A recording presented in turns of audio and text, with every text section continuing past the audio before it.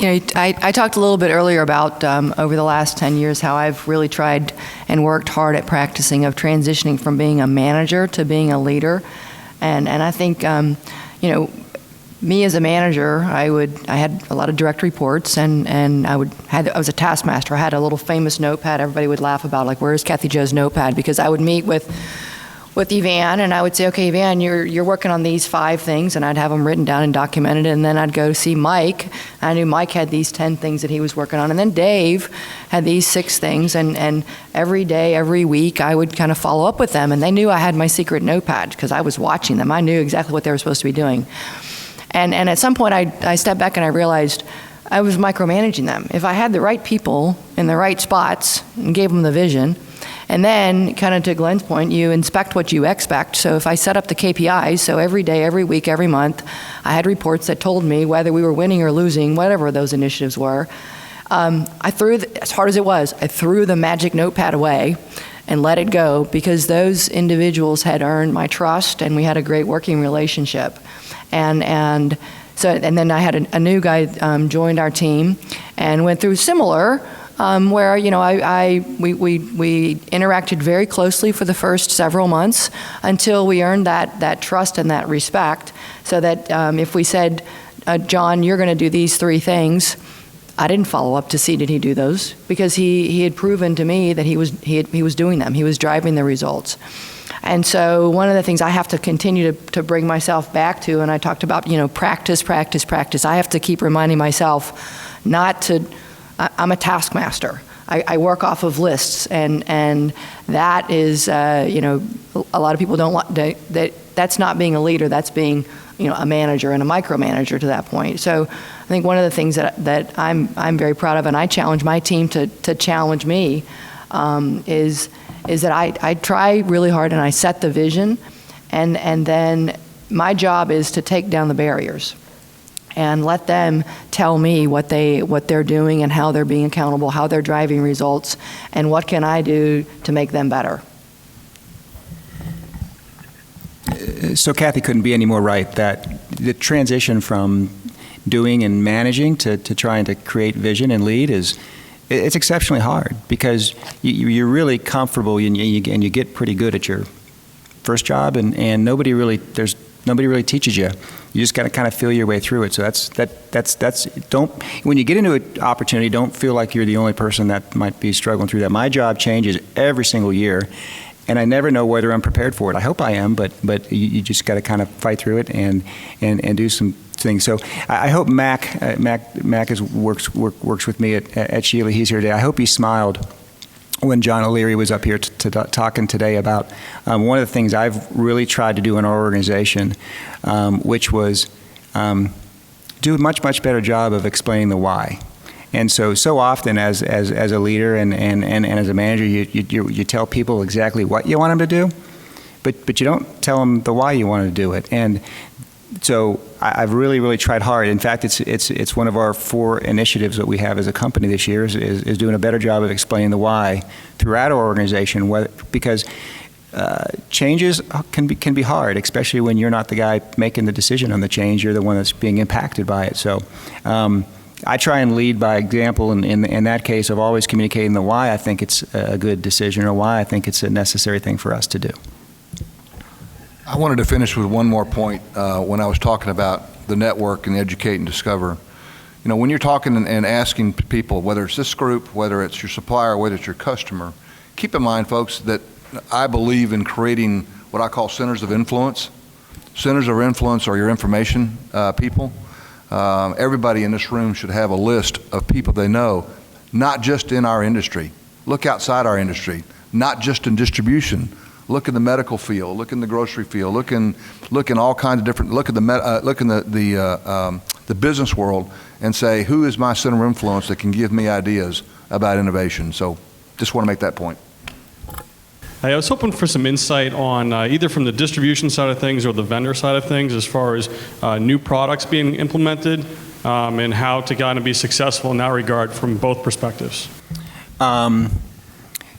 So if you kind of look at the history of from a distribution perspective, if you look at historically what our business was, it was really a transactional based business.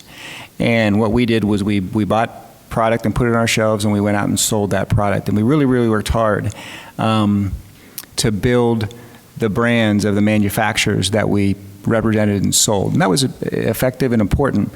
But as times changed, and business has changed, being a transactional-based business isn't good enough anymore if you're going to be in the electrical distribution business. So maybe not new specific products, but Glenn touched on it earlier.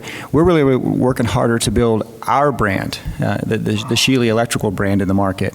And we're doing that by creating a number of value-added solutions and services that customers look at and say, hey, to me, that's a non-value-added thing I'm doing in my business. Somebody else could do it better. So if you create some solutions in your business or services in your business that can really build your brand and make your company more important to that customer, that's where I think the trend, or that's where I know the trend is going in the distribution side of the business, and something that we're focused on a daily basis. I'll also comment on this, and I think David's right on in terms of brand. I mean, Mayor Electric spends a lot of time, investment, dollars, people on building our brand. And, I've said it last night, and I'll say it again today, we're no longer selling products. If your company and your business is selling products, then you're going to lose. You have to build systems, you got to build solutions. And you as salespeople and or managers need to become important to the customer from the perspective of giving them solutions. You got to have the knowledge base. And I'll give you a great example. An energy auditor today, I have 17 of them in the field. The person that can go out and audit a facility, then go ahead and analyze that data, now build the specifications that make up from his data, then go out and develop the lighting controls. All this is being done by the distributor, not by the manufacturer, not by an agent. Go ahead and help the customer on who's supposed to install it, manage that job, go out and sell accessory pieces. Maybe it's an industrial plant that needs new energy efficient motors and specifies that. Guess what, folks? You just now own the customer. And that's not now a 30-day project, that's a 2-year project. That's what the customers are looking for, is that kind of differentiation, and that's what will set you apart in the world of industrial distribution, or just distribution in general. And I hit on new products as well. I mean, new products is important for you, it's important for manufacturers. Today, manufacturing and distributors actually do a really terrible job of putting products out. Why? It's very simple. A manufacturer comes to us, brings us a new product, we think it's a great idea. We present it to 54 locations in a lunch and learn. Maybe 10 of those locations put inventory in, and maybe 2 sell the product properly. We don't think about who the end users are. We don't think about the process by which we're going to put that in place. And guess what? It's a higher margin product than anything else you sell. One of the things that we're looking at is how do we improve our percentage of new products from this point to this point. And if we can get that and make that work, it'll be a differentiator in the marketplace. I agree with 100% with what Glenn and David were talking about. And when the question was asked, I was looking at it more from the manufacturer launching a new product, who gets my attention and why do they get my attention? The first thing that popped in my head is the one that gets attention from me, and I don't know why, because they're, Matt, I apologize, a small niche player. Our big lighting players are Cooper Lighting in Lithonia. There's this little company called Rab that gets my attention every time they send something out or every time they get in front of me. And I don't know how they do it. I don't know why. I've got a million things to do, but when something Rab pops up, I pay attention to it. So what's happened is they've earned the right to get my attention. So it doesn't start with that product. It starts with your company and your system of, have you earned that right to get mind share in your distributors and your customers' minds? And in our company, the way that it's always like, what's going to be next from Rab? Can't wait to see what's next from Rab. Can't wait to get that demo in my hands and I can go show customers. So it's, I don't think it's the product itself, it's the company earning the right to get that mind share from their market. Yeah, I'll just follow up on what Doug was saying too, is that from a manufacturer's perspective, now I had the benefit of being in the distribution business for 15 years, and now I've been on the manufacturer side. And when I went over to the manufacturer, a lot of people asked me, said, which do you like better? Do you like manufacturing or do you like distribution? And the interesting part is that I wouldn't say that there's one is better than the other. It's just different. And it was amazing to me to go from distribution over to the manufacturing side, and what I thought is my singular view of what distribution looks like, all of a sudden I'm opened up to this world of distribution. And so David and Glenn both talked about branding of the company, and I can tell you on the manufacturing side, just like distributors have their networks, manufacturers have our networks. I've got a lot of friends in manufacturing, and we share best practices, and we talk about our frustration of our inability of our industry to get new products out to market. But we also talk about those distributors that do a great job, and we share that. And so, if you're trying to build your brand of your distributor business, to Doug's point is, the manufacturers are all fighting for share, but we also recognize those distributors that brand themselves and do a great job, not just branding it to your customers, but branding yourself to the manufacturers.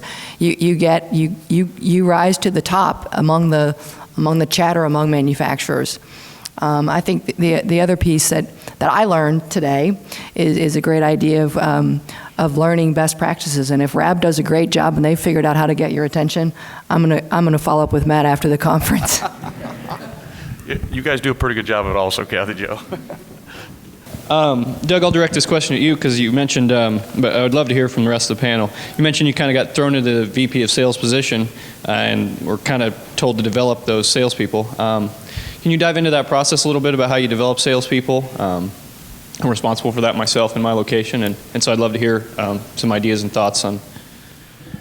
Well, it's interesting because two of the examples in the room and two prior to them, again, when we took this different approach, instead of hiring people and saying, go call on this list of customers, and if you need some training, tell me, and we'll try to have some lunch and learns for you, and oh, by the way, here's some online training if you get a chance to get around to that.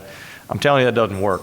And what we decided to do was, again, when we did this about 8 or 9 years ago, is we went back to the basics. So we're hiring these guys who have degrees, who have 6 figures worth of debt coming out of college, and we're saying your first job is going to be driving the delivery truck.